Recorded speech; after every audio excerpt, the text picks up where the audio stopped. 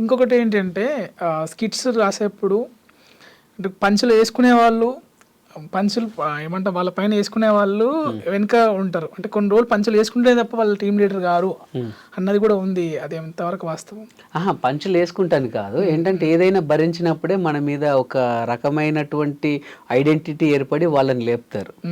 ఎప్పుడు కూడా చాలా మంది, ఇప్పుడు నేను ఉన్నాను అనుకోండి, నాది చాటింగ్ చాటింగ్ చాటింగ్ చాటింగ్ అని ఉండే, మన సుధీర్ ఉండే, సుధీర్ వచ్చేసి ఏమో అమ్మాయిలు అది ఇది అని ఉండే, మన తర్వాత రాఘవ గారిది వచ్చేసి పెళ్ళి అది వాళ్ళ సుజాత అని ఉండే. అంటే ఒక్కొక్క మనం ఎప్పుడైతే పంచు లేపించుకుంటామో అప్పుడు మనకు 100% ఒక ఐడెంటిటీ వస్తుందండి. 100% దాంతో హైలైట్ అవుతారు. ఇప్పుడు జీవన్ ఉండే, జీవన్కి వచ్చేసి ఏమో బిట మన దాన్ని ఏమంటారు వాడిని, మన జీవన్ వచ్చేసి ఎరుపు అని ఉండేవాడికి, మన ఇమ్మాన్యుల్కి వచ్చేసి వెనక కొండలని అట్లా, అంటే వెనక కొండల్లాగా పెంచేవారని.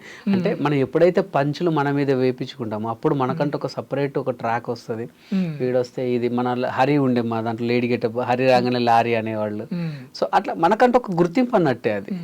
అది లేడీ గెటప్ అంటే లేడీ గెటప్లో వేసి వాళ్ళ పర్సనల్ లైఫ్లోకి వచ్చినాక అంటే ఇట్లా ఇబ్బంది, మీరు కూడా వేసారు, ఇబ్బంది పడ్డ సందర్భాలు చాలా అండి, చాలా. యాక్చువల్లీ అందరికి తెలియదు ఏంటంటే వీళ్ళని అంటే ఎవ్రీ వీక్ ఇప్పుడు జబర్దస్త్ అనేది ఎట్లా అయిందంటే ఒక మన ఇంట్లో ఒక భాగం అయిపోయింది, ఇంట్లో ఒక భాగస్తుడు అయిపోయాడు. కానీ అందుకే చాలా పాపులర్ అయిపోయింది. ఎవరి మొబైల్ చూసినా ఎక్కడ చూసినా అదే ఉంది కాబట్టి చాలా మంది లేడీ గెటప్స్ వేసుకుంటే పాపం వాళ్ళను వేరేలాగా అనుకుంటున్నారు. వాళ్ళ ప్రాబ్లం ఏమైందంటే ప్రతి టీంకి ఒక లేడీ గెటప్ కావాల్సిందే. ఒకరోజు నేను వేస్తా, ఒకరోజు రమేష్ అన్న వేస్తాడు. కానీ అట్లా ఊరికే వేస్తే ఏమవుతుందంటే అప్పుడప్పుడు మెయిన్ లీడ్ మిస్ అయితే అని ఒక పర్మనెంట్ లేడీ గెటప్ని పెట్టుకుంటాం. సో పాపం వాడికి ఏంటంటే ఇక వాడు మంచిగా సెట్ అయింది అనుకోండి, వాడి కర్మ ఇక పాపం వాడిని ఏమనలేము. ఇక వాడికి ఏది వచ్చినా ఈ లేడీ గెటప్ నువ్వే, లేడీ గెటప్ వాడిని అట్లా చేసేసరికి ఆ ముద్రేసేసి వాళ్ళు బయట అసలు లేడీస్ కాదు, వాళ్ళు వేరే కాదు, అసలు ఏది కాదు. కానీ పాపం వాళ్ళను చాలా మందిని వాళ్ళు ఇబ్బంది పడ్డ రోజులు కూడా చాలా థర్డ్ జెండర్ అని అనుకున్న రోజులు కూడా ఉంటున్నాయి. అవునంట, పాపం బాధపడతారు. నేను అప్పుడు చేసినప్పుడు ఏంటంటే అప్పుడు క్రేజ్ ఎక్కువ ఉండే, 17 ఉండే రేటింగ్ అప్పుడు. సో అప్పుడు అంతగా అందరూ కూడా ఫుల్గా అభిమానించేది. ఇక వెళ్తుంటే ఇంకోటి ఏంటంటే వీళ్ళు ఎక్కువ మంది అయ్యేసరికి ఓన్లీ వీళ్ళకి ఇవే గెటప్స్. నేను అప్పుడప్పుడు జెంట్స్ వేస్తుండేవాడిని, అంటే వివిధ రకాల గెటప్స్ వేసేవాడిని. వీళ్ళు ఓన్లీ లేడీ గెటప్కే పరిమితం అయిపోయేసరికి ఒకరిద్దరు చేయబట్టి వీళ్ళందరినీ కూడా అదే అనుకున్నాను అనమాట. సో జబర్దస్త్ అంటే ఇప్పుడు చాలా ఇయర్స్ నుంచి చాలా అన్ని కాన్సెప్ట్లు టచ్ చేశారు. అండ్ చాలా ఉంటాయి కదా ఇప్పుడు మన డైలీ లైఫ్లో సెలబ్రిటీస్ రౌండ్స్ కానీ ఎవ్రీథింగ్ అన్ని రంగాలకు టచ్ చేశారు.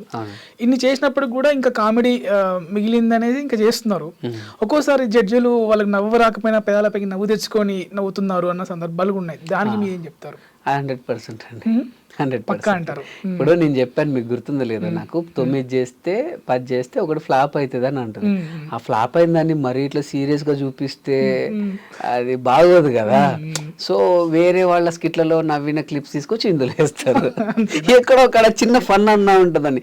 సో మీకు తెలుసో తెలీదో, ఇక్కడ ఏదో జరిగిందని సరికి డించికి నడిసరికి ఆడియన్స్ కూడా నవ్వుతారా, కామెడీ అంటే అట్లని కాదు, ఆడియన్స్ ను మరీ అంత అదని కాదు. కాకపోతే వాళ్ళకు కూడా సేమ్ ఇప్పుడు జడ్జ్ చేసుకున్నట్టుగానే మా మీద కొద్ది గొప్ప ప్రేమ ఉంటుంది, మమ్మల్ని కొద్ది గొప్ప అభిమానిస్తారు, చిన్నగా డిసప్పాయింట్ అవుతారు కానీ నవ్వుతారు 100%. ఎందుకంటే మమ్మల్ని సపోర్ట్ చేయడానికైనా వాళ్ళు కొంచెం నవ్వి అరే ఈసారి కొంచెం ఇంకేదో తగ్గిందిరా అని అనుకుంటారు. అందుకోసమే జడ్జిలను ఎత్తేస్తుంటారు, అంటే ఆర్టిస్టులు అంటే చేసేవాళ్ళు. అట్లా అది ఎందుకు చెప్తాను, ఇప్పటి వరకు ఎవరు అడగని క్వశ్చన్ మీరు అడిగారు. జడ్జెస్ ని మేము ఎందుకు ఎత్తుతామని అంటే అప్పుడప్పుడు ఏంటంటే మనకు జబర్దస్త్ జరుగుతుంటే ఏదో ఒక చిన్న డిస్టర్బెన్స్ వస్తుంటది. వాళ్ళకి ఫోన్ రావడము, లేకపోతే పక్కన ఫ్లోర్ లో ఎవరైనా అరెస్ట్ వాళ్ళు అటు చూడడము, లేకపోతే అప్పుడప్పుడు జడ్జెస్ ఇప్పుడు మీ స్కిట్ చేశారు ఫస్ట్, మీరు బాగాలేదు, ఆ ఎఫెక్ట్ మా మీద పడుతుంది. అదే అమ్మాయి వెంకీగాడు ఏం చేసిండ్రు వాడు అంటే నెక్స్ట్ రాఘవ్ గారు ఎక్కారు అనుకోండి, అరే అమ్మ ఆ ఊర్లో బయటికి రావడానికి ఆహా మాకు అర్థమైపోతుంది కదా. స్టేజ్ ఎక్కినప్పుడు ఒక 2 అవుతుంటే వాళ్ళు ఉన్నట్టే అప్పుడు ఆహా చూసారా అది మేడం చూసారా అరే ఎంత అందంగా ఉంది, అట్లా వాళ్ళ మీద వేస్తారు తప్ప అంతే. వాళ్ళ మూడు అంటే వాళ్ళను మా మీదకి డైవర్ట్ చేసుకోవడానికే వాళ్ళకు మీద బిస్కెట్లు వేయడం అంతే. అంతకు మించి ఇంకేది ఉండదు. మన చెప్తారు ఫస్ట్ స్కిట్ కొంచెం దుబ్బింది మరి చూసుకోండి అని అంటే, అరే రైటర్ ఎవరైనా ఉన్నారు అరే అరే ఏంద్రా ఫస్ట్ స్కిట్ దుబ్బిందట అంటే, అన్న జడ్జెస్ మీదకి 2-3 పంచులే కథ రైట్ వెళ్ళి వాళ్ళను మా మైండ్లోకి తీసుకోవడానికి మాత్రమే అవ్వండి. ఇది ఎప్పటివరకు ఎవరు అడగలేదు, ఫస్ట్ టైం మీరు అడిగారు. చాలా మందికి కూడా ఇది తెలీదు, అంటే జడ్జెస్ని ఏదో మోస్తారు అనుకుంటారు, కానీ ఆ టైంలో వాళ్ళ దృష్టి మా మీదకి చేసుకునే ప్రయత్నం అది. ఓకే, ఇంకా అసలు అంటే అప్కమింగ్ వాళ్ళకి పనికొచ్చే విధంగా అడుగుతున్నా ఈ క్వశ్చన్ నేను. జనరల్గా అంటే ఇప్పుడు సినిమా అంటే ఒక లైన్ ఉంటుంది, సీనిక్ ఆర్డర్, ప్లాట్ పాయింట్, ఇవన్నీ సంథింగ్ క్లైమాక్స్ వరకు తీసుకెళ్తారు స్క్రిప్ట్ని. సో ఇది ఎలా అంటే తక్కువ టైంలో ఎక్కువ చూపించాలి కదా, సో ఇది ఎలా ఉంటుంది దీని ప్యాటర్న్ అసలు? ఇది కూడా అంతే సినిమాలోనే, స్టార్టింగ్ మిడిల్ ఎండింగ్ ఖచ్చితంగా ఉండాల్సిందే. స్టార్టింగ్ ఏంటంటే పరిచయాలు ఉంటుంది, ఏది జబర్దస్త్ ఫస్ట్ స్కిట్ లో ఏమో అక్క ఏమే బావ అంటే ఫస్ట్ ఆఫ్ ఆల్ మా క్యారెక్టర్స్ పరిచయం చేసుకుంటాం ఫస్ట్ 1 minute లో. తర్వాత కంటెంట్ ఏంటన్నా చూపిస్తాం, అంటే ఈ స్కిట్ ఒక కంటెంట్ ఏంటిది అది చూపిస్తాం. తర్వాత కంటెంట్ ద్వారా వచ్చిన ప్రాబ్లం చూపిస్తాం, ఆ ప్రాబ్లమ్ మనకు మిడిల్ అన్నమాట. ఆ ప్రాబ్లమ్ క్లైమాక్స్ దాకా తీసుకెళ్లి క్లైమాక్స్ లో ఏదో ఒక ట్విస్ట్ తో ఎండ్ చేస్తాం. 100% ఇది కూడా సినిమాలానే, దీనికి కూడా ఒక స్టార్టింగ్, ఒక మిడిల్, ఒక ఎండింగ్ ఉంటుంది 100%. ఓకే, జనరల్గా ఇప్పుడు మీరు అన్నారు మాకు తల్లిదండ్రులు జన్మనిస్తే ప్రపంచానికి పరిచయం చేసింది జబర్దస్త్. అవును, శ్యామ్ ప్రసాద్ రెడ్డి గారు. ఓకే, సో అటువంటి జబర్దస్త్ నుంచి కొంతమంది నిందలు వేస్తూ బయటికి వెళ్ళారు. తర్వాత ఇప్పుడు చాలా చలామణి అవుతున్నారు ఇంకా వాళ్ళు ఈ సొసైటీలో, అంటే వేరే పార్టీలకు, రాజకీయ పార్టీలోకి వెళ్ళి. అటువంటి వ్యక్తులను మీరు దగ్గర చూసుంటారు. సో ఎలా జరుగుతుంది ఇది? అంటే నేను ఒకటే అంటానండి, సరే వాళ్ళ వ్యక్తిగత విషయాలు నాకు అనవసరం, ఎందుకంటే వాళ్ళకి ఏమనిపించిందో నాకు తెలియదు. కానీ నేను చెప్తాను, నేను అదే చెప్తాను, వాళ్ళ వ్యక్తిగత విషయాలు నాకు సంబంధం లేదు, వాళ్ళకి ఏమనిపించిందో నాకు తెలియదు. కానీ ఎప్పుడు కూడా మన తల్లిదండ్రుల్ని చీత్కరించుకుంటే సమాజం కూడా మనల్ని అలానే చూస్తుంది. ఇప్పుడు తల్లిదండ్రుల్ని అనాథాశ్రమంలో వదిలినోడు బ్రతికినా చచ్చినట్టే నా దృష్టిలో. తల్లిదండ్రుల్ని బ్రతికుండగా అనాథాశ్రమంలో వదిలిన కొడుకుల్ని వాడు బతికిన చచ్చినట్టు నా దృష్టిలో.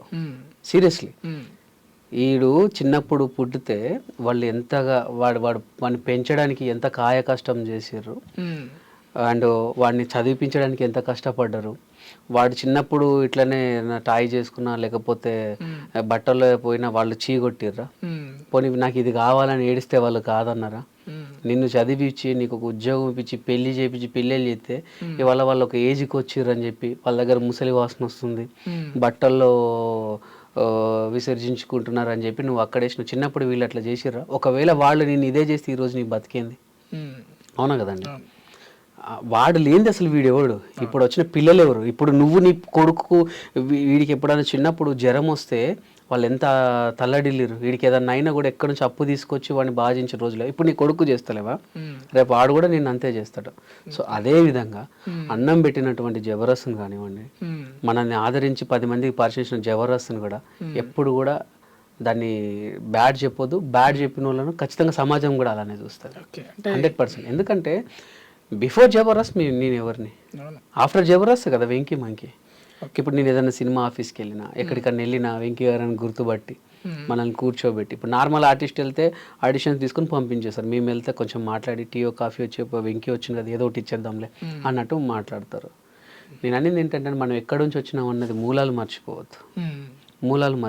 మూలాలు మర్చిపోతే అదిగా వాళ్ళకి విజ్ఞతకు వదిలేద్దాం. ఇప్పుడు జబర్దస్త్లో అంటే ఇండస్ట్రీ అయినా జబర్దస్త్ అయినా అంతా ఒకటే కదా, సో తొక్కేడాలు అనేవి ఉంటాయి. ఎందుకంటే రీసెంట్గానే ఒక మా ఇంటర్వ్యూలో మా టీంలోనే ఇచ్చారు చెల్లాకి చంటి గారు, నన్ను తొక్కడం వల్ల నేను ఇలా ఉన్నాను, నాకు ఇలా అన్యాయం చేశారు అనేసి అన్నారు. సో దానికి మీరు దగ్గర నుండి చూస్తారు కదా, ఆ విషయంలో మీరేమంటారు? అంటే తొక్కడం అంటే చంటన్నకు ఏం జరిగింది నాకు తెలియదు, కానీ నేను ఒక్కడే చెప్తాను, మనకు టాలెంట్ ఉంటే ఎక్కడన్నా బతకొచ్చు. అది జబర్దస్తే కావచ్చు, డిఏ కావచ్చు, శ్రీదేవి డ్రామా కంపెనీ కావచ్చు, ఇంకా ఏదైనా స్టార్ మానే కావచ్చు, జీ తెలుగే కావచ్చు, ఎక్కడైనా బ్రతకొచ్చు. ఇప్పుడు నేను మన ఐడ్రీమ్లో పనిచేస్తున్నానండి, నాకు టాలెంట్ ఉంది, మీరు యాంకరింగ్లో మీరు సీనియారిటీ, మీరు నన్ను దొక్కారు, నాకు వర్త్ ఉంది, నేను ఇంకొక అడికి వెళ్ళి చేసుకుంటా, ఇంకో ఛానల్కి వెళ్తా. సరే ఇంకో ఛానల్ కూడా నన్ను అక్కడ ఇంకొక సీనియర్ ఉన్నాడు నన్ను దొక్కేశాడు, ఓన్గా పెట్టుకుంటా, నేను పోరాడంత వరకు పోరాడతా. ఒకప్పుడు ఏంటంటే సినిమా ఒక్కటే లోకం ఉండేదండి, సినిమా ఒక్కటే ప్రపంచం. ఇప్పుడు 100 ప్రపంచాలు, YouTube, cinema, Instagram, Instagram influencers ఒక రోజుకు 10,000 సంపాదిస్తున్నారు. మనల్ని ఎవరు తొక్కాల్సిన అంటే తొక్కారంటే మరి అప్పుడు ఆ టైంలో సినిమా ఒక్కటే ఉండే కాబట్టి పాపం ఆయనకు అది హెల్త్ బాగా లేకుండా ఉన్నప్పుడు ఇలా అదే అప్పుడు అన్నకు ఓన్లీ సినిమా ఒక్కటే ఉండే కదా. ఇప్పుడు అప్పుడు అది ఎప్పుడు ఒక 4-5 years బ్యాక్. ఇప్పుడు చూడండి ఎంత అయిందో.